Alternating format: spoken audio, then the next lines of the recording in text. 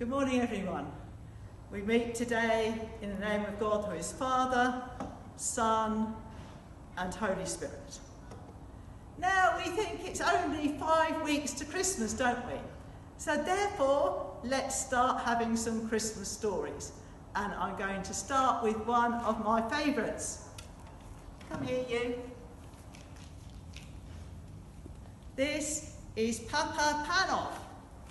He was a little bit naughty on his way into the school because in my car he didn't wear his seatbelt, which was really naughty, wasn't it, Papa Panov? But we'll make sure he wears it on the way home. And so let's tell your story, Papa Panov. Many years ago, in a little town in Russia, there lived a shoemaker whose name was Papa Panov. Actually, he didn't make many shoes, he usually mended shoes because everybody was very poor and didn't have much money. Papa Panov was usually a happy man and he smiled at everybody and spoke to everybody. But this day, he felt sad. This day was Christmas Eve and he saw everybody hurrying home to be with their families and friends. And he knew that on Christmas Day, he was going to be alone. His wife had died, and his children lived a long way away, and he was sad. So that evening, when he shut up his shop, he went and sat down by his fire, and he took down the huge family Bible, and he started to read the story of Jesus being born. And he read that Mary and Joseph had nowhere to stay. And he said, well, I could have given them somewhere to stay if they'd come to me. And then he read about how the wise men brought gifts to the baby Jesus. And he thought, what could I have given Jesus? And he looked round. And he looked at a shelf, and high up on a shelf was a little box. And he took the little box down, and in it were a little pair of baby shoes. He had made them for his first son, but he'd been so long in making them that they didn't fit. For the time he'd finished them, his son had grown too big for them, but he'd always kept them in the little shoebox. So he thought, I could give those to Jesus. And then, as the warmth of the fire got to him, he gradually fell asleep. And in his sleep, he had a dream.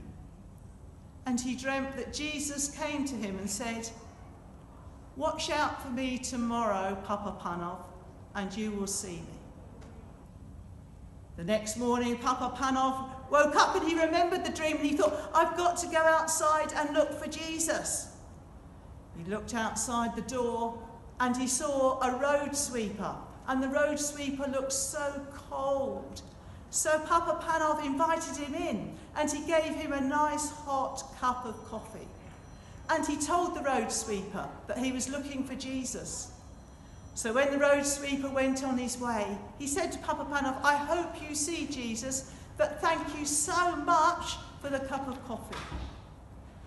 And then Papa Panov went back inside and he put on the stove a bowl of cabbage soup. Oh, but I think Papa Panov liked cabbage soup. I don't think I would, but he did, and lots of people like cabbage soup. And so he put that on to cook. And he went back to the door and he looked out and he saw a young lady with a whole bundle of clothes in her arms. And she was blue with cold and she looked so unhappy. So he invited her in. He said, do come in and have some soup and sit by the fire and get warm. And she came in, and as he looked closer at the bundle of clothes, he realised it was a little baby. And the baby looked so cold. So he put on some milk and he warmed some milk for the baby. And then he looked and he saw that the baby had no shoes or socks on. And he looked up at the box on the shelf And he thought, but I was going to give these shoes to the baby Jesus. But no, he thought, this baby needs them. So he took down the box and he put the shoes on the baby's feet, and they fitted just right. The lady and her little baby were all so warm now, and when they'd finished their milk and soup, they went back out into the street, much happier now and warmer, and with the little shoes on the baby's feet. And for the rest of the day, Papa Panov looked out for Jesus. He saw lots of beggars who he gave money to. He saw other people who he gave food to. He saw other people who he gave drinks to. But he didn't see Jesus. Then, as it got dark, he was so sad. And he went inside the house.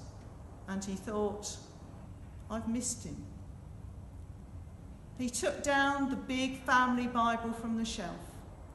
And he was just going to open it when suddenly the whole room